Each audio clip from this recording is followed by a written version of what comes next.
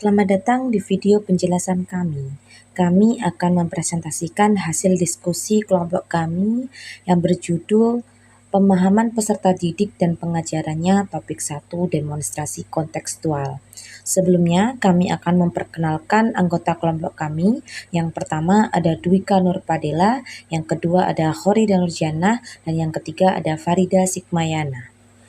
Pada video penjelasan kali ini, kami akan mempresentasikan tentang dua materi pembelajaran. Yang pertama tentang teori belajar, dan yang kedua adalah teori perkembangan. Teori belajar yang pertama yang akan kita bahas kali ini adalah teori behavioristik. Menurut Zulhami 2015, teori behavioristik adalah teori belajar yang berfokus pada perubahan perilaku peserta didik sebagai hasil dari proses pembelajaran.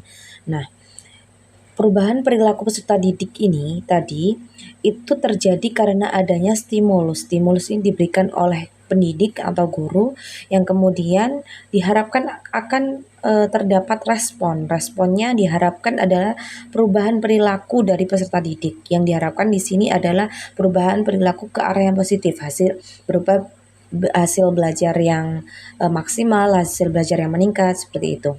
Nah, kemudian dari stimulus dan respon ini nantinya juga guru harus memberikan reinforcement atau penguatan. Reinforcement di sini bisa berupa reinforcement positif, itu bisa berupa reward, dan kemudian reinforcement negatif itu atau bisa kita sebut dengan hukuman atau punishment. Selanjutnya adalah ciri-ciri teori behavioristik. Yang pertama adalah pengaruh lingkungan. Jadi, di teori behavioristik, lingkungan ini sangat berpengaruh terhadap kegiatan pembelajaran.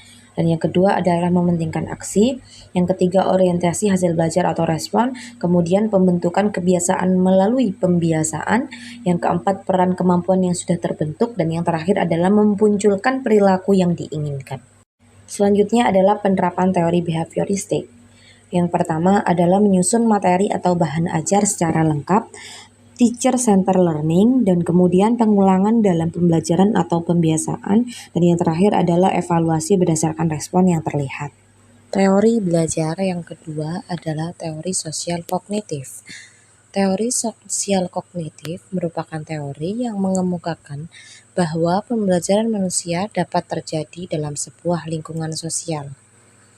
Bandura merumuskan teori belajar sosial dengan mengakomodasikan kemampuan kognitif manusia dalam berpikir dan belajar melalui pengamatan sosial.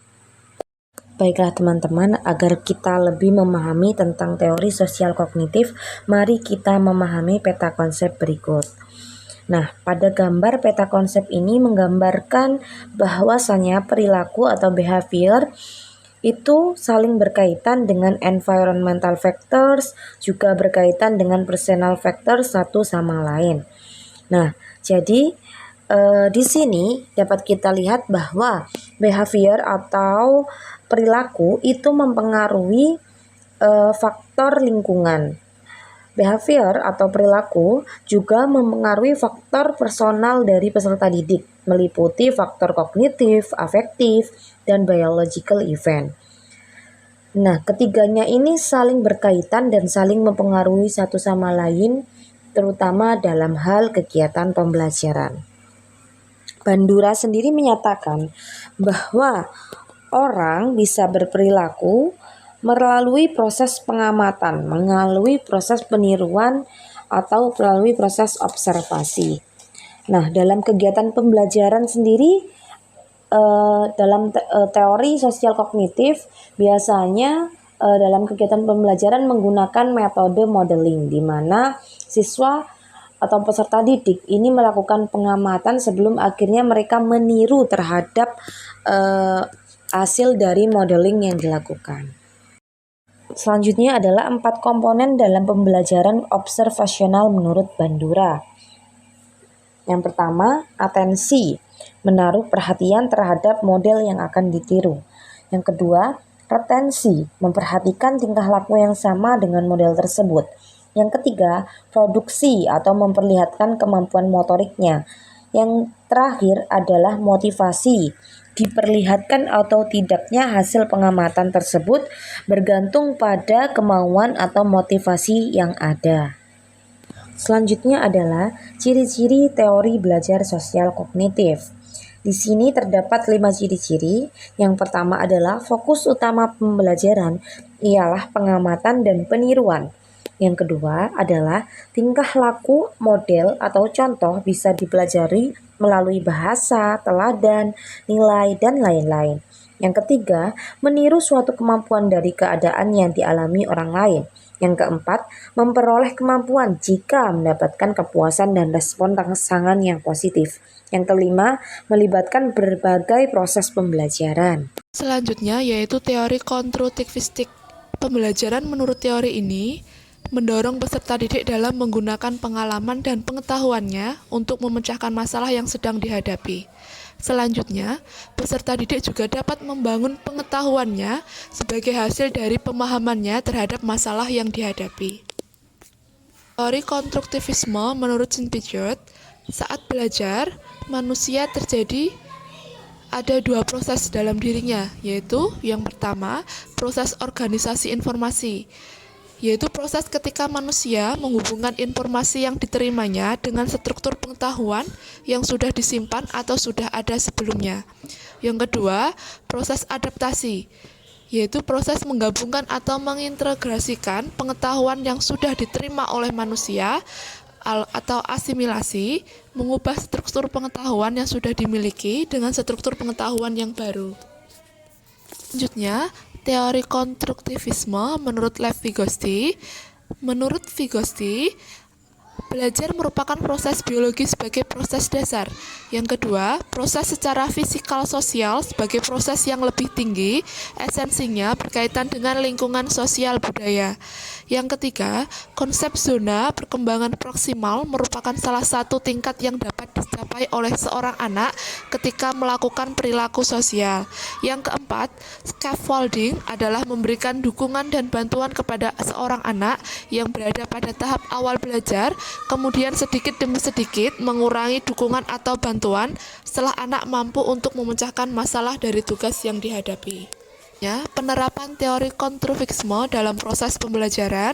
Yang pertama, mendorong kemandirian dan inisiatif. Yang kedua, memberikan waktu siswa untuk merespon. Yang ketiga, mendorong siswa berpikir tingkat tinggi. Berikutnya yaitu teori humanistik. Teori ini bertujuan untuk menghasilkan hal-hal baik bagi kemanusiaan supaya bisa mencapai aktualisasi diri dan membuat individu mampu mengenali dirinya. Ciri-ciri teori humanistik. Yang pertama, fokus pada aktualisasi diri individu atau manusia sebagai sosok individu yang bisa mengeksplorasi dirinya. Yang kedua, menitik beratkan bahwa proses merupakan hal penting yang menjadi fokus belajar. Yang ketiga, melibatkan peran aspek kognitif dan afektif dalam proses pembelajaran. Yang keempat, mengutamakan pengetahuan atau pemahaman. Yang kelima, berfokus pada perilaku diri sendiri.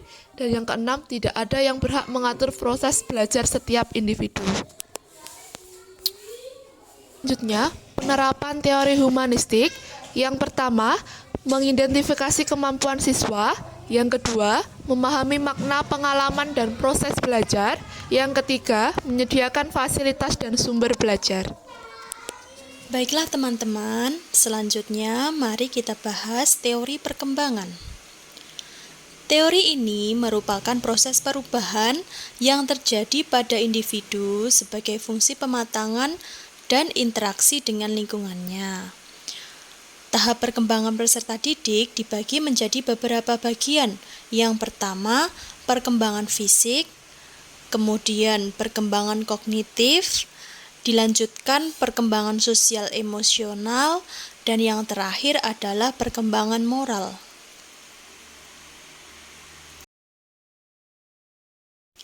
Yang pertama, perkembangan fisik. Pertumbuhan fisik individu yang berlangsung sampai masa dewasa yang secara langsung atau tidak langsung mempengaruhi perilaku individu. Perkembangan fisik dibagi menjadi beberapa masa, yaitu masa bayi, masa kanak-kanak, masa remaja, dan masa dewasa. Selanjutnya, perkembangan kognitif. Pada perkembangan kognitif ini dibagi menjadi 4 tahap. Yang pertama adalah tahap sensorik motorik yang terjadi dari lahir sampai dengan usia 2 tahun. Di sini bayi membangun pemahaman tentang dunia dengan mengordinasikan pengalaman sensorik mereka seperti melihat dan mendengar. Kemudian dengan tindakan motorik mereka, yaitu mencapai dan menyentuh. Yang kedua, yaitu tahap praoperasional yang terjadi pada usia 2-7 tahun. Pada tahapan ini, anak telah menunjukkan aktivitas kognitif mereka dalam menghadapi berbagai hal di luar dirinya. Tahap perkembangan kognitif yang ketiga yaitu tahap operasional konkret yang terjadi antara usia 7 tahun sampai 11 tahun. Pada tahap ini, anak telah menunjukkan penalaran yang logis dan konkret. Umumnya, sebagian besar anak yang ada pada tahapan ini memiliki kemampuan untuk mempertahankan ingatan tentang ukuran panjang atau jumlah benda. Lanjut, tahap yang keempat yaitu tahap operasional formal yang terjadi pada usia 11-15 tahun. Pada tahap ini, anak telah memiliki kemampuan berpikir secara abstrak dan hipotesis dengan logis. Berbekal kemampuan tersebut, anak bisa memecahkan masalah dan membentuk argumen dengan kemampuan operasional yang berkembang secara kompleks. Selanjutnya, perkembangan sosial emosional. Dalam perkembangan sosial emosional ini terdapat 2 teori yang membahas tentang perkembangan sosial emosional ini. Yang pertama, teori ekologi dari Bronfenbrenner yang berfokus pada konteks sosial yang mempengaruhi kehidupan individu sehingga turut mempengaruhi perkembangan pada anak. Yang kedua, teori perkembangan rentang hidup Erikson. Teori perkembangan rentang hidup Erikson ini memandang perkembangan hidup masyarakat secara bertahap. Pada setiap tahapan, setiap individu akan mengalami sebuah konflik yang harus dihadapi dan diselesaikan agar memiliki perkembangan yang normal. Dan yang terakhir adalah perkembangan moral. Perkembangan ini berkaitan dengan aturan dan ketentuan tentang apa yang seharusnya dilakukan dalam berinteraksi dengan orang lain. Pada perkembangan ini, anak-anak memiliki potensi moral yang siap untuk dikembangkan melalui berbagai perkembangan sosial yang boleh dan tidak boleh dilakukan. Baiklah teman-teman, itu saja yang dapat kami sampaikan. Mohon maaf atas kurang lebihnya. Terima kasih sudah menonton video kami.